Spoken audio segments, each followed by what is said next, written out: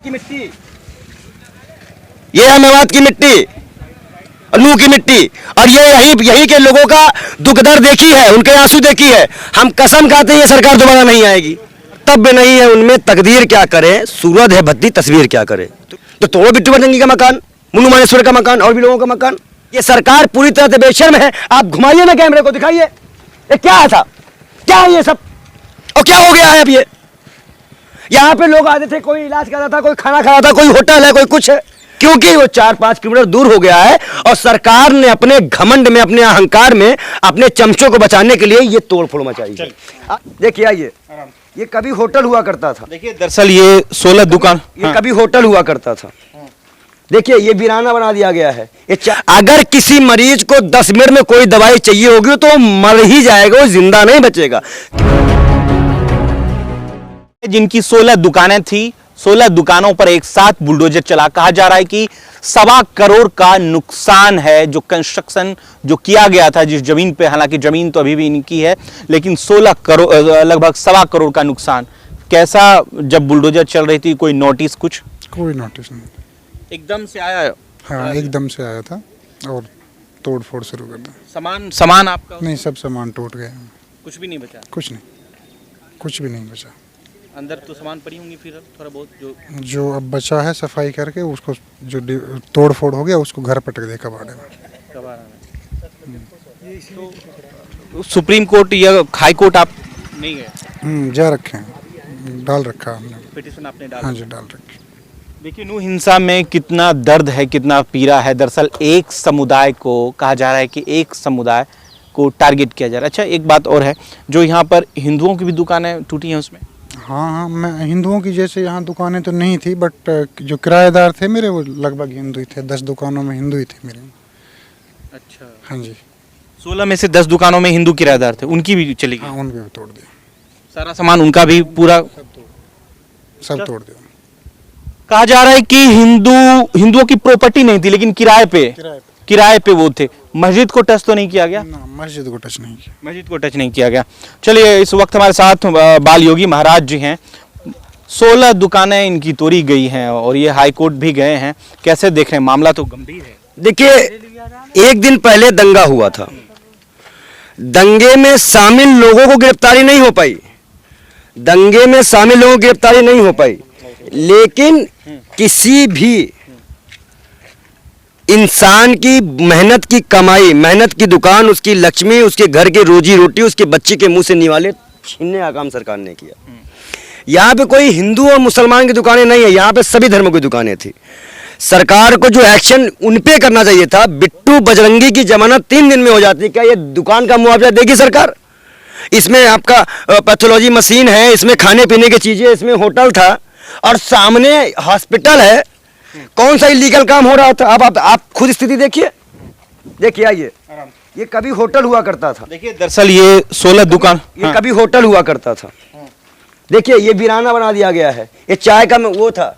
अब यहाँ पे एक प्रॉब्लम और आ गई है, इन बेशर्मों को ये पता नहीं है कि यहाँ पे दवाई, जो दवा का मामला था वो अब 5-6 किलोमीटर आगे हो गया है।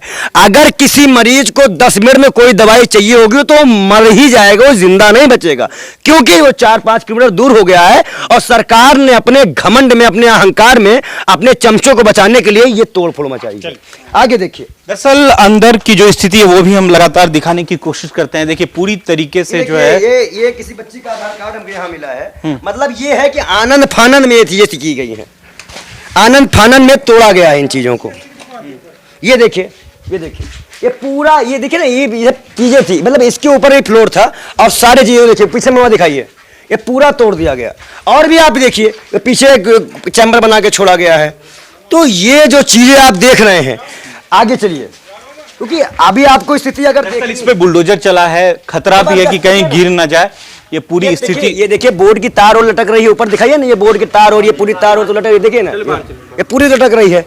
मतलब यहाँ पे कई लोगों का घर परिवार, और ये इकोनॉमी पर देता था, ये सरकार को टैक्स पे करता था। सरकार ना हिंदू की है ना मुसलमान की है। आज अभी मैं बता दूं, मुझे तो ऐसा लग रहा है कि कोई भी इंसान हो अपना आपा खो बैठेगा। जब मैं अपना आपा खोने में मजबूर हूं तो जिसका बिजनेस था, जिसका पैसा लगाया, जिसकी दुकानें थी, उसकी दुकानें ही एक दिन में पल भर में तोड़ दी गई। 10 मिनट के समय पर, क्या सरकार को 10 मिनट का समय दे, सरकार दंगा नहीं रोक पाई थी? हम देते हैं सरकार को समय, करेंगे 10 मिनट का समय दे, कर ले, कितनी गिरफ्तारी करनी हो करे, जितने लोगों ने जाम में शामिल थी। देखिए आज का ये जो नू मेवात है, ये हमेशा भाईचारे का प्रतीक रहा है, इंसानियत का प्रतीक रहा है। हिंदू मुसलमान, मैं जहां गया था वहां बगल में मंदिर, बगल में मस्जिद था। अभी मैं जहां पे आया वहां ही मंदिर मस्जिद सेम है, बगल में हमारी मस्जिद है, सामने हॉस्पिटल है।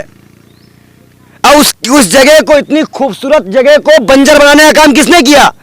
भाजपा ने किया। इसका जिम्मेदार कौन? बिट्टू बचंगी, जो आज बाहर है, जो आज बाहर है, वो यहां नहीं है, वो बाहर है, उसको छोड़ दिया गया। तो आप अगर इस चीजों को देखिए, ये दुकान, इसका मुआवजा मिलना चाहिए। इन लोगों की गलतियां नहीं थी, थोड़ी ना लगाने गए थे। आदेश के बाद भी बुलडोजर चला है, यही बात है ना सलीम साहब? कोर्ट के आदेश के बाद भी बुलडोजर, क्या इससे पहले नहीं चला है?